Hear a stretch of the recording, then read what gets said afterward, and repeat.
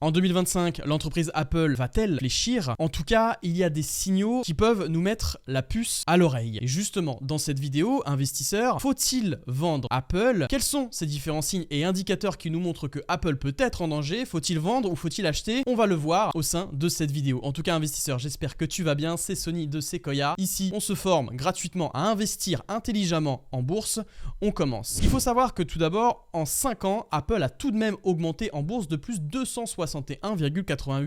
Une ascension incroyable, mais comme je te l'ai dit, il y a des signes initiateurs qui peuvent nous montrer un ralentissement et un fléchissement d'Apple. Premièrement, les ventes d'iPhone ont baissé. Il faut savoir que les ventes d'iPhone ont baissé de 8,1 millions d'unités en 2024 par rapport en 2023, ce qui représente une diminution tout de même de 3,46%. Comme je te l'ai montré, en 2023, tu vois 234 millions d'iPhone vendus et en 2024, on a 225 millions d'iPhone vendus. C'est dû à quoi? Principalement sur ce que je te mets en bas. Il faut savoir que la progression d'autres fabricants chinois comme Vivo, Xiaomi et Honor ont gagné des parts énormes de marché par rapport à Apple. Si je te nomme par rapport aux parts de marché, tu vois, par rapport à 2023, par rapport aux autres iPhones avec Apple, eh bien Apple a diminué, tu vois, sa part de marché de 19% en 2023 et 18% en 2024. Et ça, c'est aussi dû, bon ça après c'est ma vision personnelle, on voit très clairement que Apple a de grandes difficultés à se renouveler en termes de technologie et notamment avec ses iPhones. On voit que ça ressemble très étroitement quand on prend l'iPhone 16 et l'iPhone 15, l'iPhone 14. Ça a du mal à se renouveler, on voit vraiment qu'il y a difficulté, mais également avec Apple Intelligence. Ça aussi, on va le voir justement sur mon écran. Ici, je suis sur Perplexity. Si tu ne sais pas où trouver des informations, eh bien l'intelligence artificielle peut t'aider.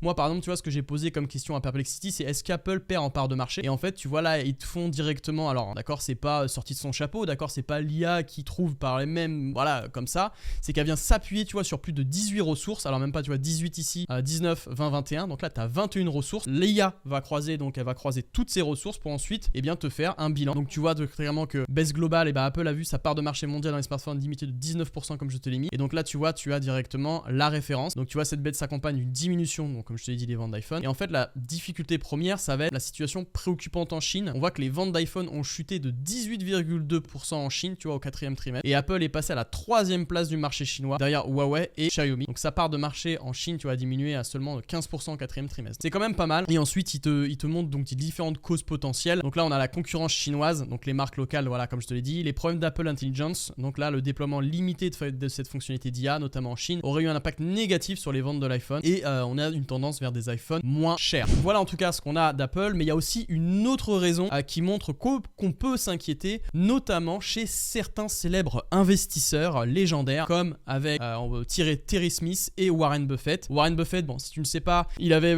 énormément de positions sur Apple. Il a réduit donc sa participation de 75% par rapport à 2023. Il a liquidé plus de 605 millions d'actions Apple. Et au 4e trimestre 2024, il faut savoir que donc Terry Smith également un très célèbre investisseur, donc j'ai lu son livre et également donc il nous a apporté énormément de bonnes choses sur l'analyse qualitative des actions. Et donc il a vendu 100% de ses actions Apple. Sur quoi est-ce que je vais voir ça? Je te montre également sur mon écran. Et bien en fait je te vois ça et je vois ça directement sur Dataroma. Dataroma, tu vois que tu as des updates des différents portefeuilles de célèbres investisseurs comme Warren Buffett, tu vois, Bill Miller, Glenn Willing, Chase Coleman, etc. Et tu peux voir que là, tu vois, ça a été updaté le 14 février 2025. Et donc, si on va sur le portefeuille de Warren Buffett, tu peux voir, tu vois, tout ce qu'il détient dans Holding, tu vois, ici dans le petit onglet. Et donc, tu vois que là, il possède Apple pèse 28,12% au sein de son portefeuille. Et donc, tu peux voir aussi les activités, tu vois, par rapport au Q4, tu vois, le Q4 2024. Donc, tu peux voir tout ce qu'il a acheté. Eh bien, Warren Buffett a renforcé, a ajouté plus de 1 million d'actions Domino's Pizza. Il a également, tu vois, sur Pool Corp, ajouté 48%. Donc, tu vois, il a beaucoup Domino's Pizza, il aime vraiment beaucoup. Et tu peux voir également donc ce qu'il a vendu. Donc, tu vois, tu peux même trier. Tu veux un filtre un peu plus poussé. Tu vois, Bui, donc là, tout ce qu'il a acheté. Domino's Pizza, Pool, voilà, comme je disais, et Shell, tout ce qu'il a vendu. Donc, vendu, tu vois que, eh bien, il a Louisiana qu'il a vendu, T-Mobile, Liberty, Bank of America. Mais en fait, tu vois très clairement qu'il a vendu, en fait, Apple ici. Ici, au Q3 2024, il a vendu Apple, tu vois, il a réduit, tu vois, de 25% avec 100 millions d'actions. Et ici, tu vois, le Q2 2024, il a réduit, tu vois, de 49, tu vois, on va arrondir à 59% où il a vendu 389 millions d'actions. Donc tu vois que très clairement ça baisse. Et si on regarde maintenant le portefeuille de Terry Smith, si on va dans les ventes de Q4 2024, on peut voir tu vois qu'il a eu beaucoup de ventes. Et là quand tu vois dans 100%, il a vendu Apple à 100%. Il a vendu donc 1,5 million d'actions. Bon, qui pesait quand même tu vois un petit poids dans son portefeuille. Ça pesait 1,44%. Et il avait vendu également 100% de McDonald's, bon, qui pesait vraiment, mis à un poids très minime de 0,1% au sein de son portefeuille. Mais voilà, il faut quand même bien regarder tout ça. On peut se poser des questions sur Apple, mais maintenant voilà, on va vraiment au cœur du sujet. Est-ce qu'il faut vendre Apple? Est-ce qu'il faut l'acheter? Eh bien, on va analyser, tu vois, l'entreprise Apple à travers plusieurs critères d'analyse. Et donc, ces différents critères, donc comme je te le montre, c'est le payout ratio, la marge nette, la croissance dividende, bref. Tout ça, nous, on le passe sur un outil, le validateur, avec les séquoiens, qui nous permet vraiment de filtrer 90% des actions perdantes. Et en plus de ça, donc, ils se forment à l'intérieur d'une école financière. Si tu veux nous rejoindre, bien sûr, au sein de cette école, et si ça t'intéresse seulement et dont tu veux en savoir plus, justement, eh bien, tu as juste à réserver un appel. Il est 100% gratuit. Où est-ce que tu peux trouver ce lien? C'est le premier lien dans la description. Tu as juste à réserver un appel avec moi ou avec un membre de mon équipe. Ça va dépendre de mes disponibilités. Et comme ça, on va pouvoir t'expliquer comment est-ce que l'école Sequoia peut t'aider. Bien sûr, juste avant de commencer, aucun conseil en investissement ne sera donné avec Apple. Fais bien tes propres recherches. Tout investissement comporte des risques. On commence sur le premier, c'est le score Momentum. Le score Momentum, on se donne rendez-vous du coup sur Zone Bourse directement dans graphique si tu veux aller voir dans graphique comparatif. Ici, tu peux voir voilà la comparaison entre le S&P 500 en noir et la courbe en bleu et tu vois que donc eh bien depuis 5 ans, eh bien Apple a fait plus 253%, 253,45% et le S&P 500 fait plus 91,27%. Du coup, si on fait le petit bilan, tu vois que oui, en effet, eh bien Apple surperforme. Alors on est bien sur dividendes réinvestis. Apple surperforme bien le S&P 500. On va maintenant sur le score de croissance. Alors le score de croissance, on va se donner directement sur FinChat. Le score de croissance, donc on va regarder deux choses. On va regarder le chiffre d'affaires et le free cash flow. Eh bien on peut voir que effectivement la croissance, en tout cas les revenus, si on prend le chiffre d'affaires de Apple, eh bien est en belle croissance. Si maintenant on va prendre, alors là sur les 12 derniers mois lissés, mais on va regarder même sur les prévisions 2025 et 2026 si je peux. Voilà. Et bien sur les prévisions futures, tu vois qu'en 2025 et 2026, eh bien on a quand même une très belle croissance encore de Apple. Donc en effet, malgré la part de marché qui baisse, eh bien Apple maîtrise très bien ses coûts et parvient donc à générer de plus en plus de chiffre d'affaires. Si on regarde maintenant, hop, on va décocher et nous ce qui nous intéresse c'est le free cash flow, à savoir si l'entreprise peut toujours investir plus, savoir si elle peut toujours verser des dividendes, savoir si elle peut payer ses dettes. Et bien en effet, on voit également que sur 2025 et 2026, les analystes ont prévu donc une très belle croissance également. Donc là, on a une très bonne tendance en tout cas à la hausse de Apple. Donc mon avis personnel, comme je te le mets juste ici, mon avis c'est que la croissance des revenus d'Apple est stable, d'accord? C'est pas exceptionnel, mais on a quand même une belle croissance. On a quand même, tu vois, entre 2022 et 2024, ça se stabilise tout de même, mais on a quand même sur des prévisions, on a quand même des belles prévisions. Voilà, comme je disais, tu vois, pour 2025 et pour 2026 également, tu vois, sur le chiffre d'affaires et sur le free cash flow. Bien sûr, attention, si ça déçoit les investisseurs, on peut voir le titre corrigé très fortement. On va sur le score de santé maintenant. Alors le score de santé, directement sur cette diapositive, comme on peut voir, eh bien les dettes sur capitaux propres, par contre, on est vachement endetté à plus de 180%. Le payout ratio, par contre, en termes de distribution de dividendes et sur distribution plutôt de bénéfices sous forme de dividendes. Donc là, on a bien sûr le payout ratio qui est à 15,7%. Donc c'est très bien maîtrisé. Le dividende peut être fortement augmenté. Il y a de la marge, mais bon, c'est pas vraiment dans la stratégie d'Apple de verser de plus en plus de dividendes. Les dettes sur EBITDA, on a donc inférieur à 1,5, c'est-à-dire que même inférieur à 1, là on est à 0,57, c'est-à-dire qu'elle peut rembourser toutes ses dettes avec son earning before interest tax, voilà, depreciation après les impôts. Donc là on a vraiment 0,57, là c'est moins d'un an, elle peut rembourser tout ça, c'est très bien. Donc mon avis, comme je t'ai dit, c'est on a les dettes vachement fortes et surtout que les dettes d'Apple, tu vois, augmentent depuis 2015, mais semblent ralentir quand même en 2023, donc le dividende tout de même peut être augmenter, même si c'est pas dans les stratégies de Apple. Le score de valorisation, on va aller directement sur Zone Bourse également. J'aime j'aime vraiment leur onglet, donc si tu veux jeter un œil sur leur site, eh bien vas-y, il n'y a aucun sponsoring. Quand tu vas dans Apple, quand tu vas dans l'onglet Valo, tu peux tout voir. Moi ce que j'aime bien voir, tu vois, c'est l'évolution du PER, c'est-à-dire que ça te prend, tu vois, la moyenne du PER d'Apple. Tu vois qu'on était à 5 ans, sur 5 ans, on est à 30 fois, tu vois, les bénéfices, t'es prêt à payer 30 fois les bénéfices. Et cependant, actuellement, tu peux voir même, tu vois, l'évolution du PER détaillé. On peut voir qu'on est à 33, là tu vois, le lundi 24 février, on est à 33,78 fois les bénéfices. Donc on est quand même supérieur à sa moyenne historique. Et on peut regarder également en termes de secteur afin de savoir voilà comment est-ce que se place Apple. Alors que Xiaomi, par contre, tu vois qu'on est vachement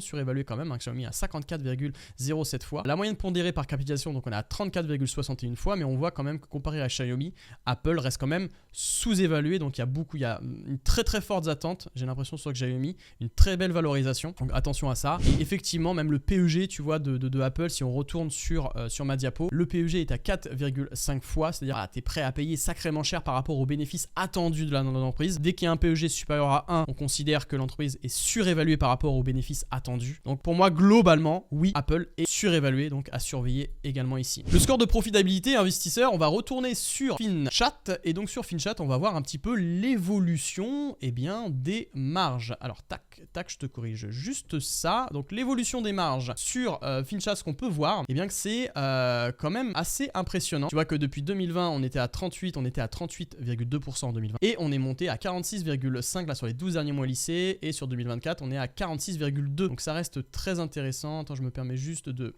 hop, voilà, en 2024, je me remets peut-être même 2019. Voilà.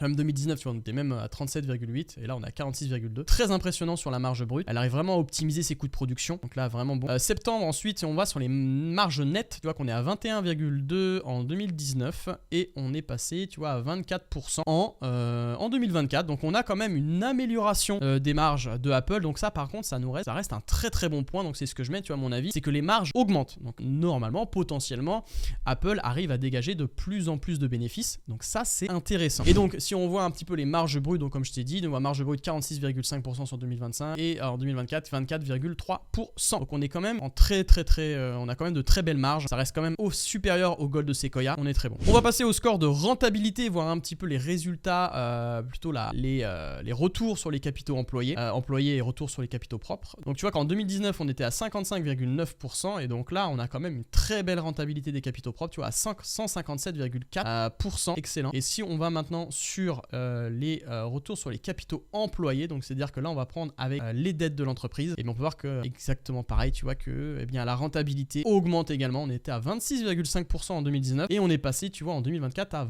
62,3%. Ça a plus que doublé. Extrêmement bon, extrêmement rentable. L'entreprise reste et parvient à être de plus en plus rentable. Donc on peut se dire que Apple n'a pas de souci à se faire, en tout cas sur sa croissance future. Pour moi en tout cas, d'après les chiffres, d'après ce qu'on voit, on reste quand même sur des très très bons résultats. Donc en termes de profitabilité, en termes de marge et de rentabilité, il n'y a pas grande inquiétude à avoir. Si on regarde maintenant le dividende de Apple. Alors Apple, on y va. Donc bien sûr le rendement de Apple reste très très très modeste à 0,41% avec une croissance sur dividende, tu vois, de 5%. C'est pas foufou. Si on regarde un peu l'évolution par contre du dividende, tu vois qu'il est sans interruption depuis 13 ans. Tu vois ce que je te souligne juste ici. Hop. Et tu peux voir qu'en 2012, tu vois, on était à 0,19 $ de versé, et donc là plus que quasiment x6, x5, tu vois, sur le montant versé. Donc ça reste très intéressant pour les investisseurs si on maintient vraiment, tu vois, une belle hausse comme ça. Alors cependant, on voit qu'en 2025 on est passé, tu vois, de 0,99 $ à 1 $. Donc pas une augmentation folle, mais par contre on le sait très bien que sur le nombre d'actions en circulation, c'est vrai que Apple rachète massivement ses actions. Donc là ça redonne énormément de valeur aux actionnaires, et on le sait, les entreprises qui rachètent massivement leurs actions ont tendance à surperformer sur le long terme. Il y a eu de nombreuses études qui l'ont montré. Bref, tout ce que je peux te dire, c'est que en termes de score de dividende sur la diapositive ici, le payout ratio de 15,7% peut être positif. En tout cas, les analystes ont prévu, tu vois, plus 5,5% à 2 ans sur l'augmentation du dividende. Ça reste très modeste, mais à long terme, on peut avoir une très belle croissance. Si on va maintenant sur le score card, le score final de Apple, eh bien on peut voir j'ai mis une note de A. Tout ce qui va me peiner un petit peu, tout ce qui va me faire hésiter, ça va être ce que je vais te dire dans la thèse à la fin, donc reste bien jusqu'à la fin. Mais en termes de chiffres, si on reste vraiment d'un point de vue quantitatif, vraiment qualitatif sur les différents critères, voilà, ça reste quand même une entreprise qui est légèrement sous-évaluée. Alors si on prend par rapport à Xiaomi, non, c'est pas vraiment surévalué. On l'a vu que Xiaomi s'était évalué à 54 fois les bénéfices. Si on va sur les dettes et les capitaux propres, par contre, oui, là on voit vraiment qu'on a on est un peu endetté sur les capitaux propres. Cependant, on a une bonne maîtrise des dettes sur EBITDA, ça reste bon. La croissance dividende plutôt moyenne, tu vois, c'est pas fou. Par contre, le ROCE, le free cash flow, la croissance, le chiffre d'affaires, ça reste quand même modeste, mais on est quand même sur une très très belle croissance, et surtout notamment sur les prévisions à venir, comme je te le rappelle, ça reste bon. Si on va maintenant sur TradingView, on va voir un petit peu les prix cibles, notamment sur les 42 analystes, des prévisions des prix sur un an. Et bien sur un an, tu vois que le maximum qu'on peut atteindre, en tout cas ce que prévoient les analystes, encore une fois, c'est et 325 après à 325 dollars, un prix cible. La moyenne par rapport à aujourd'hui, tu vois, c'est quand même 2%. C'est à 200, le prix cible, c'est quand même 252,07. Et le prix mini cible, c'est 184 dollars, tu vois, après prévision sur un an. Donc à voir à long terme également. Le bénéfice par action, on veut voir que également, tu vois, il est prévu en hausse. Si on regarde, forcément, voilà, comme je t'ai dit également, les revenus sont prévus également en hausse. Et souvent Apple donc nous ont pas réellement déçus. Tu vois que depuis 2018, on a été souvent surpris. Plus 0,41%, plus 0,43%, plus 0,44% en 2020. Bon, en 2021, on a une petite baisse, peut-être normal, tu sais, post-Covid, on était un peu chamboulé, on savait pas trop où on allait. Mais souvent, Apple n'a pas déçu. Donc, à voir à long terme, attention, d'accord, je dis pas que c'est que c'est sûr à 100%. Ça reste des prévisions. Mais voilà, en tout cas, en termes de prix, comme tu peux le voir sur les prévisions, on est quand même bon. Si on va maintenant sur ma thèse d'investissement, qu'est-ce que je pense de Apple? Est-ce qu'il faut investir ou est-ce qu'il faut pas investir? Personnellement, je reste neutre à l'heure actuelle, malgré les prévisions futures qui restent très très bonnes. Je reste entre le neutre et le haussier. Donc pour moi, je serais plutôt acheteur. Voilà, plutôt acheteur à l'heure actuelle, plutôt en renfort. Ce qu'il faut savoir, les points forts d'Apple, c'est une entreprise qui est extrêmement rentable. Je t'ai flouté, d'accord, le reste des points pour qu'on y aille étape par étape. La rentabilité des capitaux propres, c'est-à-dire et employés, reste constante et voire en hausse. Donc ça, c'est très important pour que l'entreprise dégage de plus en plus de cash. Malgré la concurrence, d'accord, sur les parts de marché, Apple parvient également à maintenir des marges stables, voire en croissance,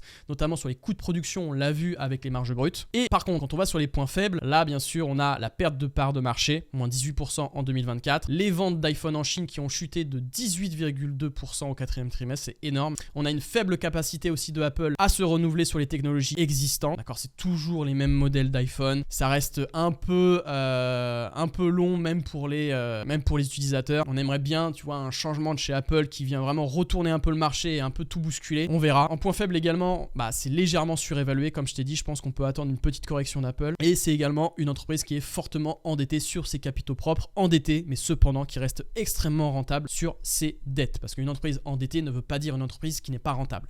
Bien faire la distinction. Investisseur, si tu es intéressé maintenant pour toi aussi apprendre à analyser, comme je le fais, une action, prendre tes décisions par toi-même, être en autonomie et supprimer 90% des actions perdantes et utiliser des outils vraiment très spécifiques pour sélectionner le top 10%, tu peux réserver un appel avec moi qui est 100% gratuit dans le lien, c'est le premier lien dans la description. On pourra discuter ensemble. Alors c'est soit avec moi, soit avec un membre de mon équipe, ça va dépendre vraiment de mes disponibilités et quand est-ce que tu vas prendre cet appel, mais tu n'hésites pas. C'était Sony, investisseur, j'espère que cet épisode t'a plu. N'hésite pas à me dire en commentaire si tu es actionnaire d'Apple, si tu achètes Apple, si tu renforces ou si tu vends.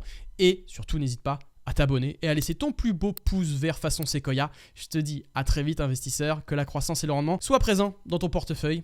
Ciao.